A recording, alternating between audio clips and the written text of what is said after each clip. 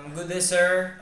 I am Jennifer S. Pasco and my partner is Kevin Roy Pegues, and we are Group 7 and reporting gender and school. Gender and school. As one of the most fundamental aspects of self, gender impacts everybody. All of us can point to a time in our lives when we were burdened in unfair limitations or expectations because of others' beliefs about our gender. Regardless of student's age, gender impacts a child's experience at school across the grades.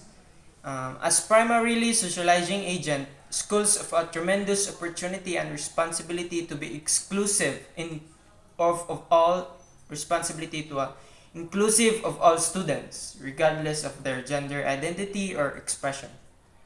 School is the place where our children should be exploring ideas and discovering new skills.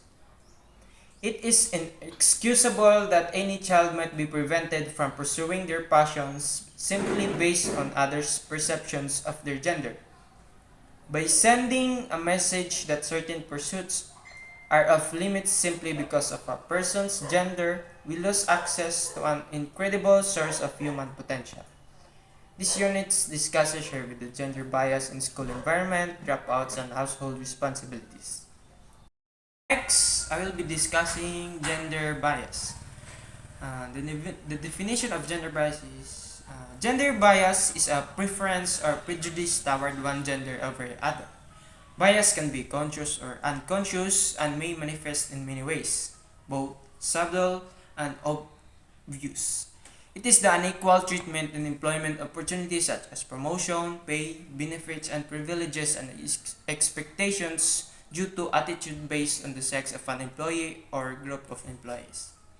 Gender bias can be subtle or overt and can result in small or large consequences. Most countries have laws eliminating gender bias in workplaces. Gender bias can be a legitimate basis for a lawsuit under anti-discrimination statutes. Gender bias is behavior that shows favoritism toward one gender over another. Most often, one gender bias is act of favoring men and or boys over women and or girls. Gender bias occurs when people make assumptions regarding behaviors, abilities, or preference of others based on their gender. Because there are strong gender role stereotypes for masculinity and femininity. We all know that. Students who do not match them can encounter problems with teachers and their peers. The topic that I will report is entitled Gender Bias in School Enrollments. Discrimination in our school is very often. So, discrimination based on gender is one of the primary impediments in education, and it affects boys and girls. In some regions, boys' educational opportunities are limited by gender roles that force them to work rather than attend school. These financial responsibilities are often increased in boys' adolescence years, making it difficult for them to complete secondary school in some regions. However, in many parts of the world, girls are most often the victims of gender discrimination as they pursue an education. Education is the only key to bring gender equality.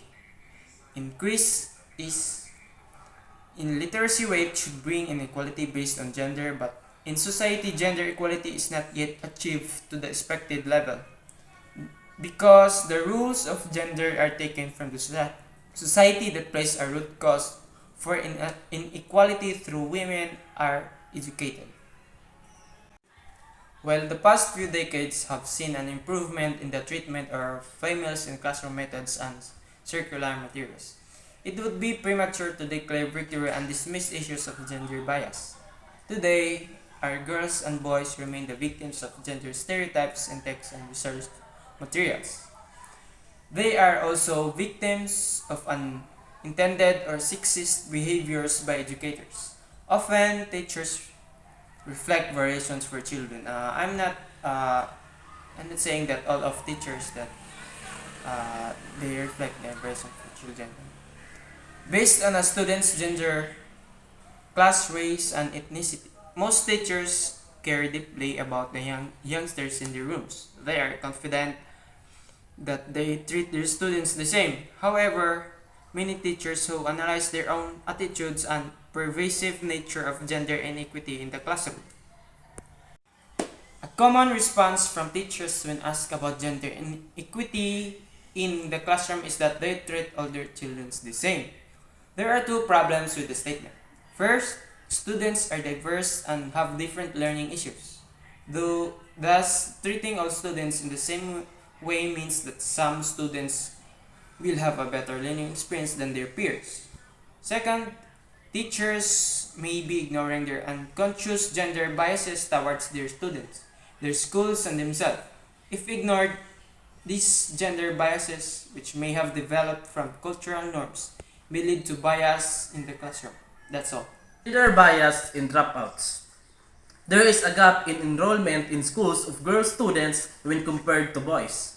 The social barriers standing in the way of girls attending schools, poverty, compulsion of older girls in families having to look after the home and siblings, the conception or misconception that girls do not need education and or that want is taught in school is relevant to them.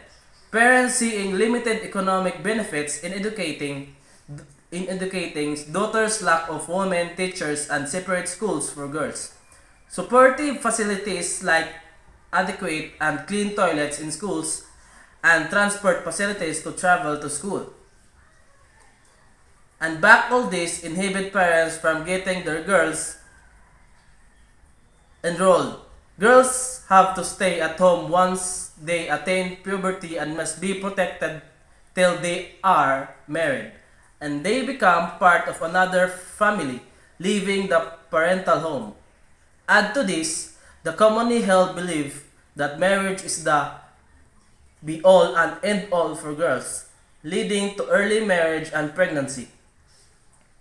So, naturally, the son is sent to school, not the daughter, which we call it's a gender bias in school enrollment. The school alone cannot be blamed for this petty condition of enrollment. The above reasons all result in high dropout rates at the upper primary stage. So there is a gap in retention of girls in schools, even if they enrolled at the primary stage. In many places, in the rural areas where there are primary schools, there is no scope for studying further, as there are no schools having upper primary and secondary sections, and girls are not sent to faraway schools because of this. Fear of the girl, child, and vulnerability is often the only reason given. The other factor to be taken into account is that are there enough opportunities for girls to achieve their full potential in the way boys do in the education system. Often, there are unrecognized, unintended, and unknown base first in schools, which inhibit girls. For girls in rural areas and from deprived castes, communities, and tribes, and for handicapped girls, all the above problems are accentuated, much more than in the case of boys because of dual or multiple disadvantages. It is well known and that 2/3 or more of our women are illiterate and less than half of them are educated up to the primary. Next is gender bias in household responsibilities. The gender discrimination in schools is an extension of what we think in the family, in the society, and in the community in which we live, unless there is camaraderie, dignity, and partnership among the members of and within the family. It is difficult to expect the school to create it artificially in a school environment and to pursue it without reference to what is happening in the society.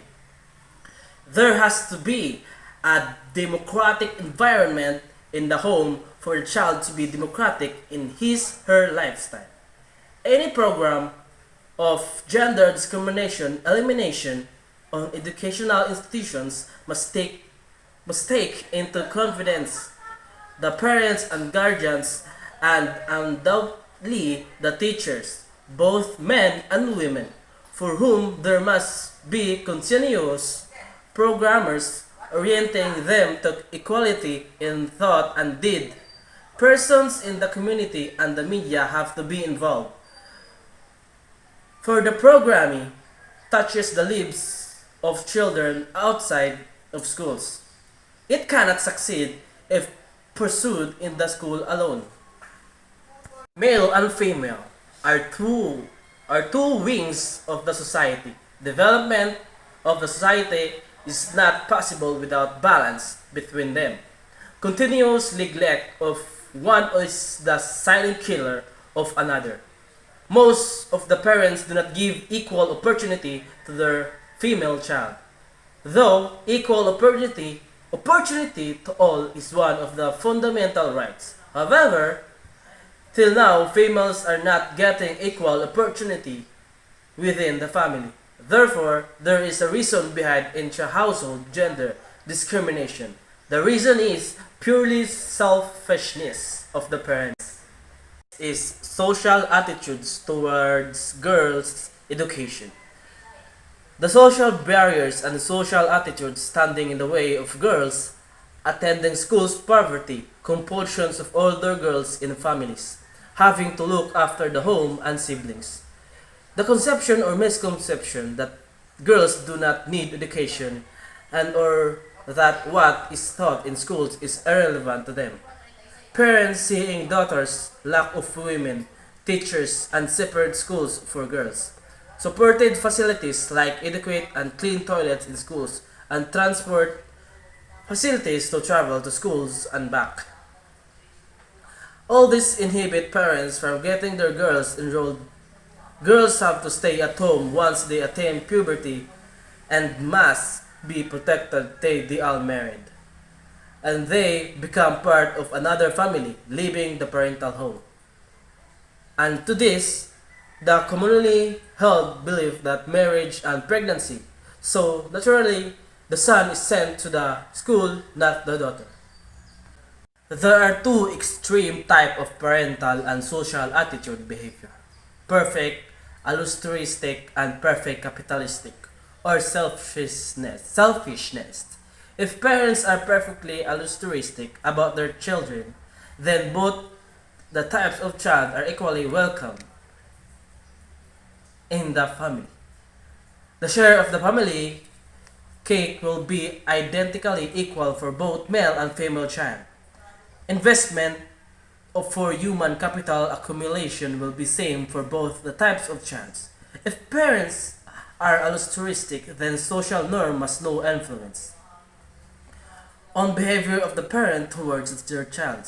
On the other hand, if parents are perfectly capitalistic, then they are try to get what can give maximum returns. Then they always be trying to invest maximum returns. In India, social norm sets male child remain with the parent when female child goes to second home, husband home after marriage. Therefore, parents when child matures can get the returns from male child but not from the female child due to social norm. Therefore, as a rational capitalist, parents welcome only make child. As human capital is the potential of earning, parents invest only on the male child for human capital accumulation. They do not spend anything on their girl child, rather they assign some duties so she herself covers spending on her food. Therefore, if parents are perfectly capitalistic, then X anti-outcome is parents welcome only male child in the family. However, sex of the newborn child is determined by the invisible hand. Therefore, exposed outcome is girl child labor and education to make.